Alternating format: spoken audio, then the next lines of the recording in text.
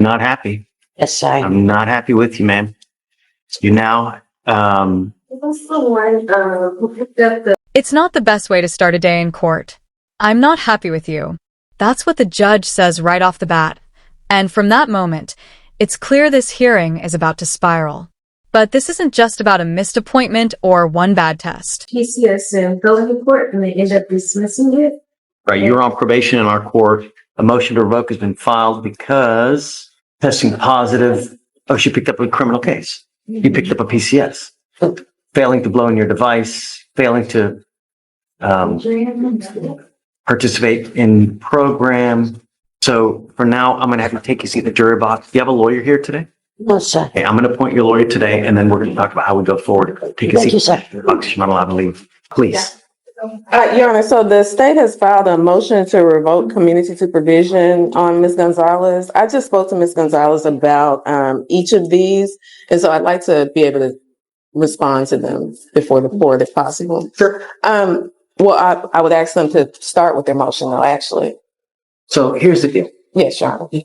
I have a lot of history with Ms. Gonzalez, a ton of history you don't know about. And The court had already filed a motion to revoke her probation. Why? Let's run it down. Testing positive for multiple substances. Failing to blow into her monitoring device. Missing required program participation. we've gone round and round with her testing positive for alcohol, pills, meth, cocaine, alcohol, and it's literally been over and over, and it's been over. And now while she's on this probation, she tests positive for meth. The night she tested positive for amphetamines, meth, and opiates, and on the March 5th, she tested positive for THC. She's also had skips on her device, 12 in February, 5 in January, 8 in December. So I really think, and I warned her at the outset when she got on the probation that it was a problem, that I was going to put her in treatment. And I think that this is truly the only appropriate way to go forward, because we gave her the opportunity to do this on her own, and we multiple times, and it's just not happening. I have signed up for treatment, sir. Ours is better. And I think that that's really the only appropriate course of action. So what I'm going to do is I'm going to amend your conditions to go into treatment. I think that that's, the evaluation is to do who. Yes. Go ahead. I'm sorry. In terms of the treatment, Your Honor, is it that you are wanting it to be jail-based treatment, or could it be facility? No, I usually, It's the way, when we're helping ourselves to test casita, it's a 3 to 6 month program based on how to respond. She doesn't even have legal representation at the moment. The court appoints her a lawyer on the spot. Then things get serious. Clip 4. The state outlines the violations. Methamphetamine. Cocaine. Opiates. THC. I have my father at home by himself, Your Honor. gave you the opportunity, ma'am. May I speak to you Not gonna- openly? Just for a second, Your Honor? No, I've heard it before. You've told it to me time and again, and I've heard it time and again. And I'm sorry, but we gave you the opportunity. You're testing positive for these. Please. So, Your Honor, I think when I spoke to her before, the only thing that we were talking about in terms of possible failed drug tests was a test that I showed from last month for marijuana. And so her explanation for that, Your Honor, is that she has broken her arm in 2 different places. Yes. And pain management issues. I took, until we were here now, I'm only hearing about these other things. The only reason I bring it up, Your Honor, is because if she is having some type of issue with substances, I support treatment. I just question whether the jail-based treatment is the only possible option. Like, could she go into custody and be transferred from there into a facility where she has to be inpatient for 120 days or however many days you're requiring? Does it just have to be who? I guess is what I'm asking. Here's the thing. Every time that I've done a TRAS on someone and have deviated from it, we've paid for it dearly. They've either picked up a new DWI, you know, a felony, and I really take homage in the TRASs because I tell you, every time we deviate from it and I acquiesce to something that you guys want or defense wants, we pay for it dearly and they end up in a worse position. And so that's why this has been an ongoing battle for 2 years. We've had an ongoing battle with Ms. Gonzalez for 2 years where it's been nonstop testing for this or testing for that. And I can show you the proof. I've got the proof. And now while she's on bond, she picks up a felony PCS. She's testing positive for these things, you know? I would just add the felony PCS was dismissed. I get it. It's my medication, sir. Within 5 days of it being filed. So I understand. I get it. Alcohol, prescription pills. And these aren't isolated incidents. This is a pattern. And in court, patterns carry weight. The judge has seen this before. In fact, they say they have a long... I really want to do it with TRAS. You know, I'm sorry, man, but that's what we're I going can't to do. leave my father, sir.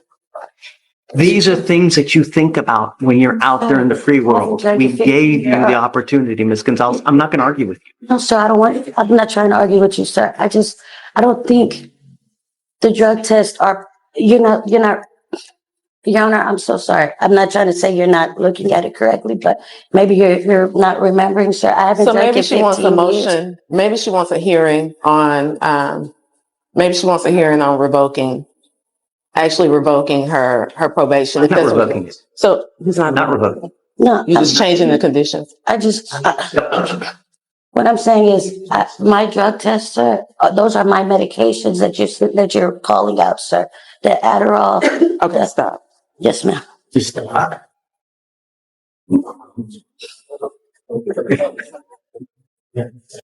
And it shows. In just the past few months, her monitoring device logged 12 skips in February, 5 in January, and 8 in December. This isn't a probation hiccup. It's a breakdown. The judge is clear. I'm sorry. Please, sir. Please, sir. I'm not going to argue. No, we tried this. Can you please tell? His name is Steven. He's around the corner. That they're putting me in jail. How long am I going to be?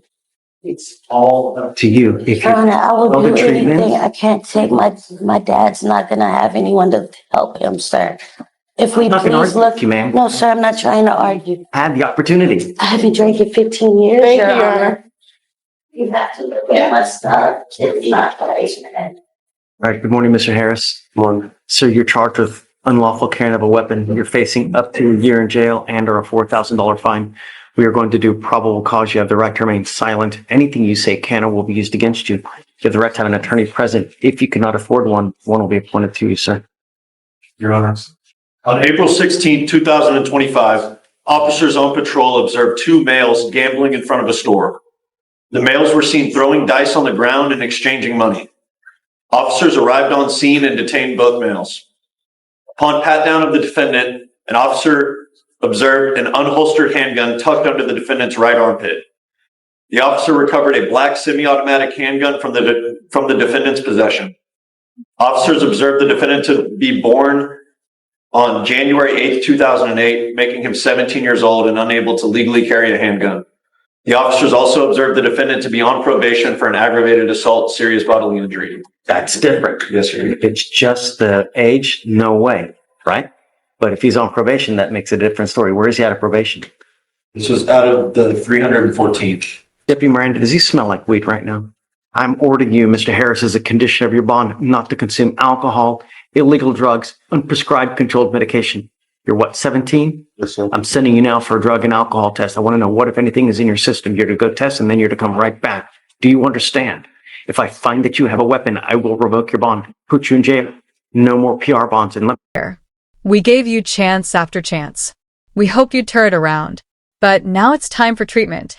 And not the comfortable outpatient kind either.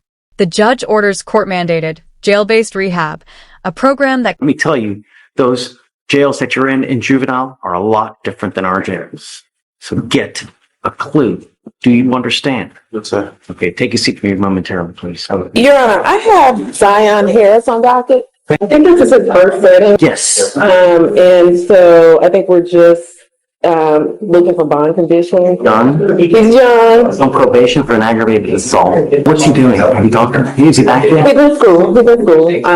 Yes, he is here. Did you test him? Meaning that they test him and that he's basically presumptively positive for THC for marijuana. So I'm going to order him not to use, and I'm going to tell him that I'm testing him in 50 days. If you test, I'm going to test you again, and it's going to be 50 days from today. If you stop using, it shouldn't show up in your system. If you test positive again, it tells me that you've continued to use, and it's not going to go well for you. Do you understand? Yes, sir.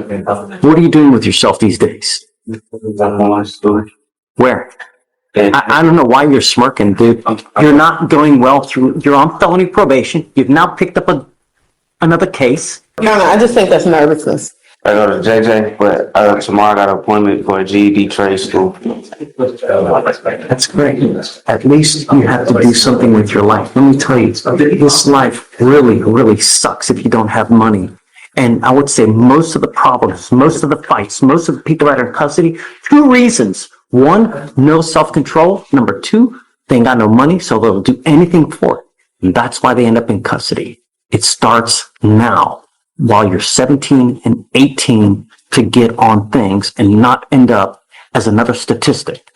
Do you understand? Mike to 6 months, depending on how she responds. At this point, she tries to push back. She talks about her father, who's home alone. She asks the judge to reconsider, but it's too late. What time was it? Was it in the middle of the night? You're not to go back to this store, this place where you were hanging out with. I don't want you to go back there. Do you understand? Because I'm looking and I'm not seeing a stated time here or when the offense occurred. Okay. According to the defendant, I asked him the same thing. It was the afternoon. It was around 6 or 6:30. Okay. Here's what we're going to do. I'm bringing you back in 2 weeks, and I want you to show me proof that you're either enrolled in school full time, or that you're actually working. But the days of you just doing nothing all day, it's not going to work. Smoking weed all day, doing nothing, it's not going to work.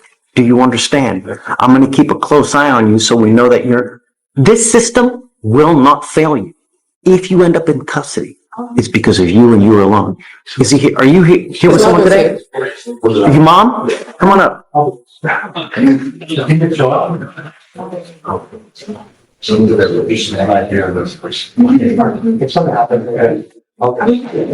Thank you so much for coming.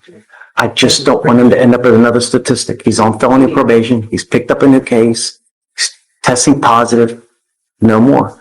I'm going to test him 50 days from today.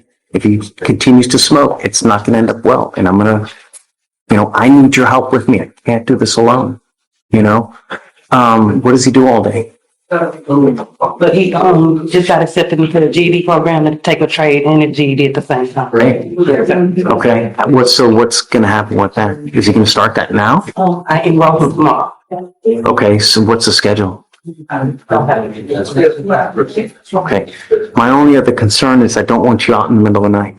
Nothing good happens at 2 a.m. when you're 17. So I don't want you out in the middle of the night. I'm going to give you a curfew as well. So what do you think is reasonable as far as a curfew? 7, 8. Oh, I was going to say 9 or 10, but if that's what you want, I'm at your mercy. Whatever you think's appropriate. I think 8 is fine. Okay. That's it. So whatever you think is appropriate, I'm with you. So whatever you think, whatever you want, I'm game. If there are any people that he's not to hang out with that you know about, let us know. We'll make sure that he's not going to hang out with them as well. And then, I'm going to put a monitor on you so I know you're not messing around. Do you understand? If your mom tells you something, you must agree. If she says jump, you say how high. You have any problems, just let us know and we'll try to take care of it for you. Okay? It won't cost you a thing. We're going to waive all the fees so you won't have to pay for anything as well. Okay? So this is your primary source of contact. So if you ever have a problem, she can let her know, she'll let me know, and then we'll try to fix any problems. Okay? Don't use. It's not going to go well. Do you understand? Okay? All right. Make me proud, man. All right. That's all I have here. My big student. Yes, ma'am. Hey.